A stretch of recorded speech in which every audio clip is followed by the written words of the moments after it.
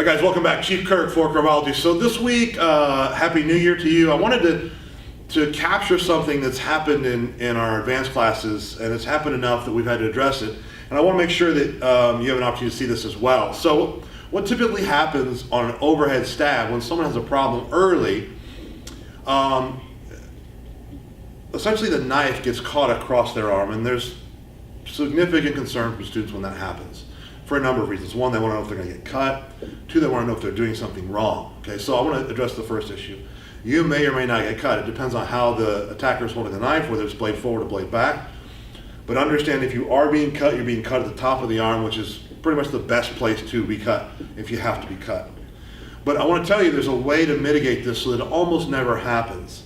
I'm going to show you, as James walks in here, how to deal with this. So the context is an overhead stab. I'm going to show you what happens typically. So James is going to make a stab. I'm making a defense. I'll make my counter, but right now we're focused here. What happens is I do not maintain the 90-degree angle right here, and I allow my elbow to fly out as I capture the arm. And as I do that, my elbow's out. So we're more parallel. His forearm is more parallel to my arm than anything else. And as we get to this position and I grab for control, the knife is now caught across the back of my arm. Right? It's something that happens pretty frequently. Let's turn it so they can see. So this is where we find ourselves. So we make a punch, we come in here, and then it goes, well, what's happened here, right? The issue is your elbow. So we're using this sort of exceedingly long knife, this sort of a Bowie-like knife, to give you a sense of how significant this can be, particularly with a long knife. So as James stabs again, I'm going to do two things differently. The first thing I'm going to do differently is as I make contact, I'm going to focus on the 90-degree angle.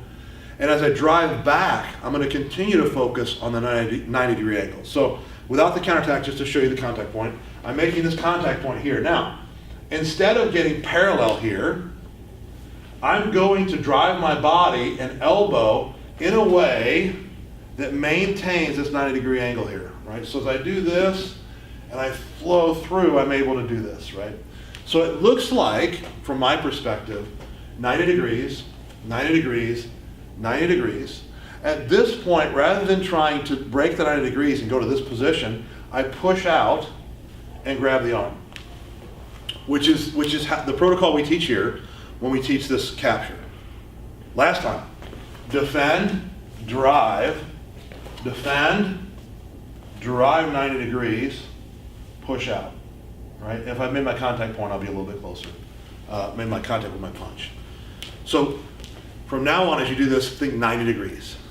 90 degrees in defense and 90 degrees all the way around into the capture position. All right, I hope this helps. Try it. Let us know how it goes. Go to the forum below. Give us comments. Give us feedback. As always, walk in peace.